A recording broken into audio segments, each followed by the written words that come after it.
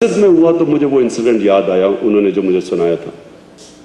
انہوں نے کہا وہ چائنا گئے چیئرمین ماؤ سے ملنے، تو کہتے چیئرمین ماؤ کا وہ دن تھا، وہ گریٹ بات تھی، یانگسی جو دریا تھا اس کو وہ کراس کرتے تھے، ساری دنیا دیکھتی تھی اور پھر لائن لگی ہوتی تھی، لوگ ان سے ہاتھ ملانے کے لیے کھڑے تھے۔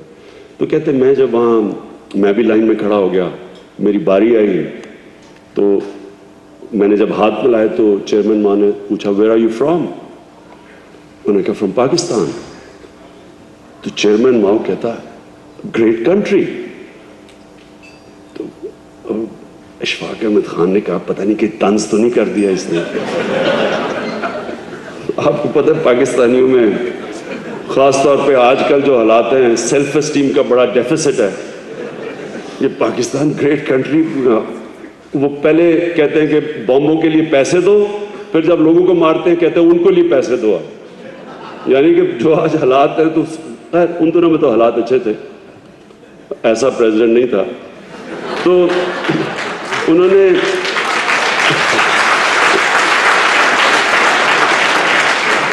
تو چیئرمین ماؤ نے ان کو ایک انسیڈنٹ بتایا کہ گریٹ کنٹری کہتا کہ میرا ایک چائنیز ایمبیسڈر تھا جو کراچی میں ایک پاکستانی پارٹنر سے برج کھیلتا تھا۔ تو کہتا ہے ایک دن وہ برج کھیل رہا تو وہ دیکھیں یہ چائنیز ایمبیسڈر ماؤ کو بتا رہا ہے، کہتا وہ ایک دن برج کھیل رہا تو گرمیوں کے دن تھے، تو کبھی غسل خانے جائے پانی سر پہ ڈال کے پھر آگے کھیلنا شروع کر دے۔ تو وہ پوچھے کہ کیا ہوا تمہیں؟ اس نے کہا میں نے روزہ رکھا ہوا۔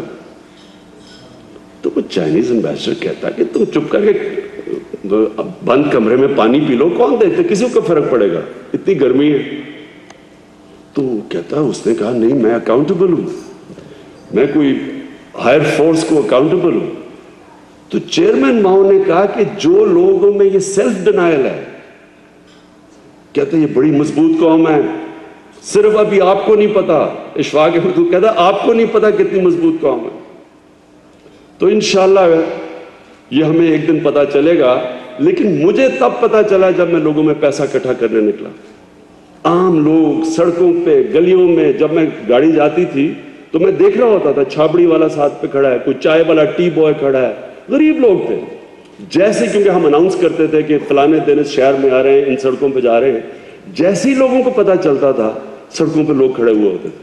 اور عام لوگ میں جیسی گاڑی دیکھتے تھے کہ گلی میں مڑے ہیں، لوگوں نے گاڑی دیکھی، جیب میں ہاتھ ڈالا، جو کچھ سیدھا وہ ڈبے میں ڈال دیا۔ اوپر سے عورتیں وہ اپنے زیور پھینک رہی ہیں، کوئی گھڑیاں اتارے، پیسے نہیں ہے تو کوئی گھڑی ڈال رہا ہے۔ وہ جو میں نے سینز دیکھے، اور یہ 94 نومبر سے دسمبر 6 ہفتے تھے، تب میں کنونس ہو گیا کہ ہمارے لوگ جو ہیں اگر ان کو کبھی بھی ٹیسٹ کیا گیا تو یہ لوگ ہر ٹیسٹ کے لیے کھڑے ہو سکتے ہیں۔ اوپر ایک کرپٹ ایلیٹ بیٹھی ہوئی ہے جو خون چوس رہی ہے اس ملک کا، وہ ڈیکیڈنٹ ہے، وہ نہ ٹیکس دیتے ہیں نہ کچھ کرتے ہیں، پیسہ ان کا باہر ہے۔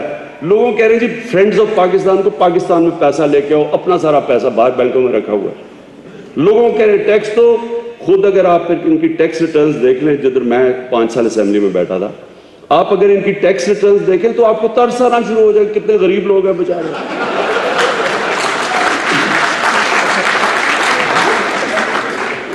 بڑی بڑی گاڑیاں لے کے جا رہے ہیں، ایک پاکستان کا سیاستدان ہمر ڈرائیو کر رہا ہے، ہمر جو 6 میل 1 گیلن پہ 6 میل کرتی ہے، تو لیکن آپ جب اس کی ایسٹس دیکھیں تو بیچارے کے نام پہ گاڑی بھی کوئی نہیں ہے، گھر بھی کوئی نہیں ہے، غریب آدمی ہے۔ تو ساری خود لوگوں سے مانگ رہے ہیں پیسے، لوگوں ساری دنیا میں فرینڈز آف پاکستان کو کبھی ادھر بھیک مانگتے پھر رہے ہیں، کبھی ادھر بھیک مانگنے جا رہے ہیں، اپنا سارا پیسہ باہر رکھا ہوا ہے۔ عوام کے اوپر ٹیکس کی بارش کی ہوئی ہے، خود ٹیکس کوئی نہیں دیتا، سب کی ٹیکس۔ میں آپ یقین دلا رہا ہوں، اپنی پولیٹیکل کلاس، اپنی رولنگ ایلیٹ کی ذرا ٹیکس دیکھ لیں کتنے دیتے ہیں۔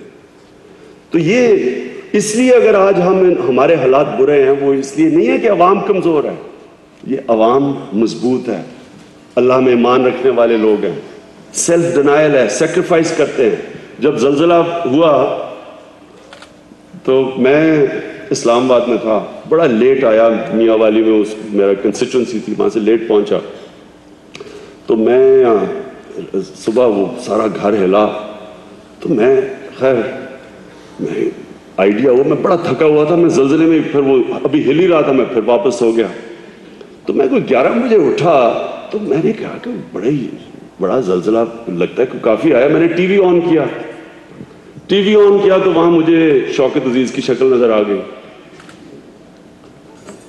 بڑا سوٹ پہنا ہوا, بی بی سی کو انٹرویو دے رہا ہے کہ no problem Pakistan, there's only Margalla towers and everything is under control.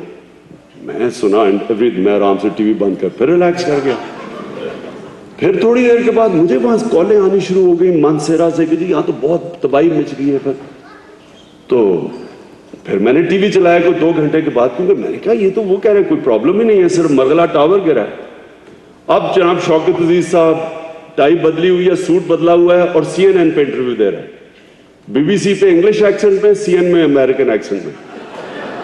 پھر وہ کہتا ہے no, only a few people have been affected and this and that, and I think if the world gives us about $200 million, پھر بھیک مانگنی. ہر وقت عوام کی ٹریجڈی پہ, عوام کے خون کے اوپر پیسہ مانگنے کے لیے تیار ہو جاتے ہیں. پھر جی وہ if they give us $200 million we should be okay. رات کو پتا چلا کہ کتنا بڑا سانحہ ہو گیا. اگلے دن میں نکل گیا, میں گیا بالا کوٹ, کیونکہ ہماری پارٹی کے لوگوں کے کالز آ رہے تھے.